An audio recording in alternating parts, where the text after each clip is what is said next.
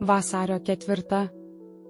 Išeikite iš jos, mano žmonės, kad nedalyvautumėte jos nuodėmėse ir kad negautumėte jos nelaimių. Apreiškimo 18 skyrius 4 eilutė. Kiekvienas, kuris yra vertas vardo mano žmonės, išgirs viešpaties balsą, bus paklusnus, išeis iš Babilono ir negaus jos nelaimių. Taigi, jų paklusnumas išeinant tuoj pat, kai tik pastebės tikrąją Babilono padėtį, parodys, kad niekada nepritarė jo nuodėmėms.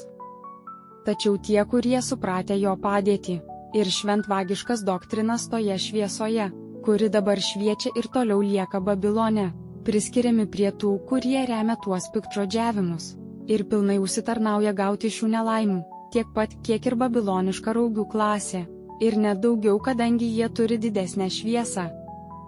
Kur buvo Dievo žmonės, jeigu ne įvairiuose krikščioniškose sektose?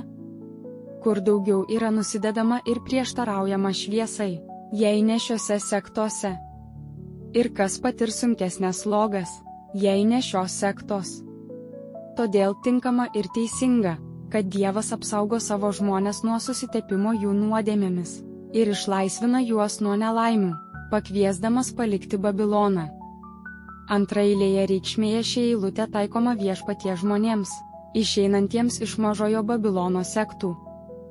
Klausimai: ar išėjome iš jo fiziškai, simpatizavimo doktrininėje ir dvasinėje reikšmėje, ar išėjome iš tikrųjų? Kodėl, kokios buvo pasekmės? Išeikite iš jos, mano žmonės, kad nedalyvautumėte jos nuodėmėse ir kad negautumėte jos nelaimių. Apreiškimo 18 skyrius 4 eilutė.